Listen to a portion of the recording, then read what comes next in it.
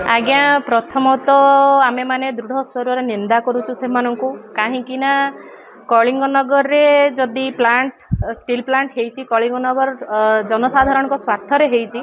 जदि 8 वर्ष पर आरपीडीएस मीटिंग होची कलिंगनगर रे न होईकी ताकू गुप्त भाव में जाइकी व्यासनगर रे मुख्यतः करा जाउची।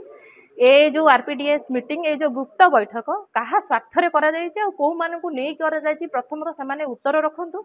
द्वितीय आमर रहिला जनप्रतिनिधि माने आमर जो 8-9टी पंचायत रहिले आमे प्रभावित पंचायत जेतेबेले आपण जमी अधिग्रहण करूचंती जेतेबेले एठी स्टील प्लांट गढ़ी उठीथिला जो जनप्रतिनिधि माने थिले जदि सेमानंकु नेकी आपण माने बैठक करिथिले सेमानक स्वाक्षर रे आपण जमी अधिग्रहण करिथिले ताले आज आरपीडीएस मीटिंग रे सेमानकु काहेकी उपाख्यान करा जाइछि सेमानकु काहेकी मेंबर करा जायनी। द्वितीय तार आंसर दियंतु। तृतीय आम तरफ आम जनप्रतिनिधि मानक तरफ आम जनसाधारण तरफ आमे आरपीडीएस मीटिंग को प्रत्याख्यान करूछु दृढ़ निंदा करूछु ताकू विफल बोली आज आमे घोषणा करूछु। मुख्य जिनस होची कालीर जो प्रशासन जो बैठक कला जो आरपीडीएस मीटिंग जो मीटिंग रो मौलिक उद्देश्य होची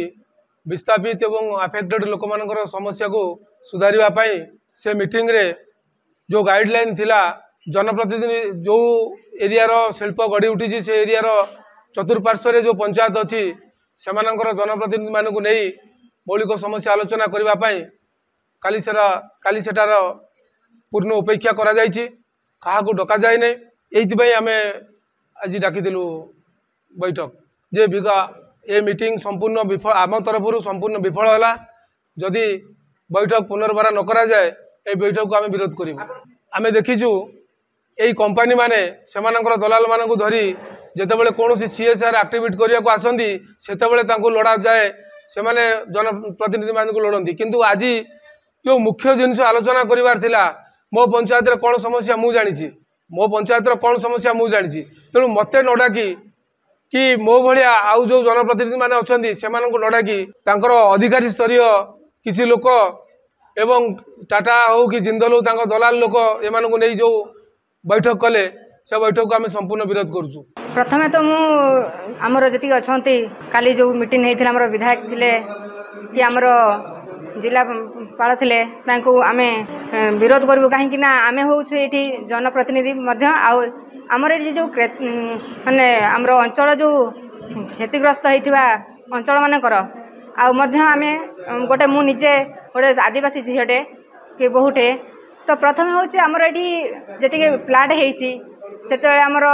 कथा देते कि जी जमी देवे कि पीढ़ी बाय पीढ़ी से परिवार चाकरी करें जदि से जॉब करुले अधा बयस से मरी जाऊँगी पुनर्बार चाकरी दि जाऊना फैमिली को चाकरी दि जाऊना तो अत्याचार भी होची जहाँ भी जदि जॉब करा न काटिकी से अंचल मानकर जो क्षतिग्रस्त अंचल मानक विस्थापित मानक चाकरी न देकी बाहर लोक मानक चाकरी दौरान